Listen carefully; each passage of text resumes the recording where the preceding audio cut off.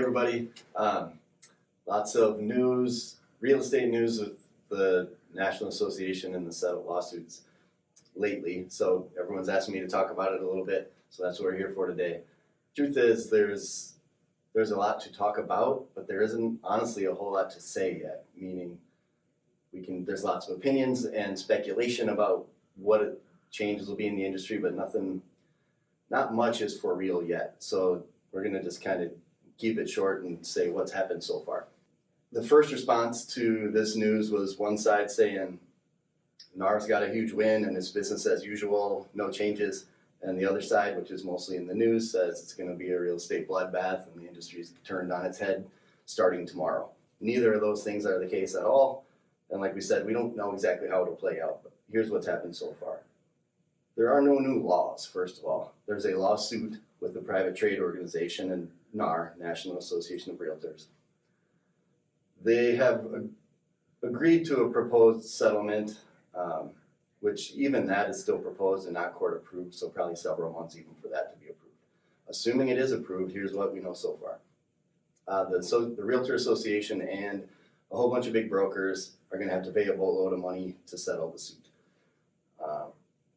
It's supposed to go back to homeowners who paid commissions. Truth is, like, lawyers will make hundreds of millions, and based on the number of homeowners in the suit, they're probably going to get like $10 a piece.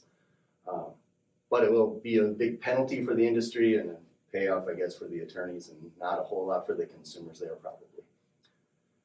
Two major pieces of what NAR has agreed to change in their policy are that, number one, buyer brokers would be required to have a contract with their client before going out and working them, showing them property. That's not really new. It's always been a best practice, but now instead of best practice, it'll be a requirement. The second thing is that they're no longer allowing the listing side to offer compensation to the buyer side within the MLS. Doesn't mean they can't offer it, but just simply it would be taken out of the MLS. That could play out in a lot of different ways, but honestly, that's it for now. How does that affect you? Well, if you're not buying or selling anything, it doesn't right now. If you are, it's really case by case how it can affect anybody. So reach out to us. We will talk to you one at a time. We're not on the page of nothing's going to change. We welcome change. We're not like defending status quo.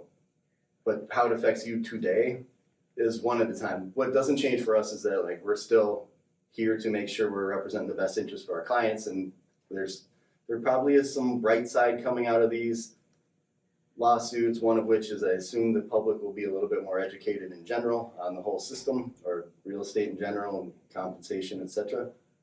Also, usually shakeup means that if you're an expert at what you do and highly skilled and work hard and take care of people, that usually is beneficial to those professionals. So we're confident in that and still confident in taking care of you guys and represent your best interests. So we'll keep you posted when there's more actual news. For now, that's the story.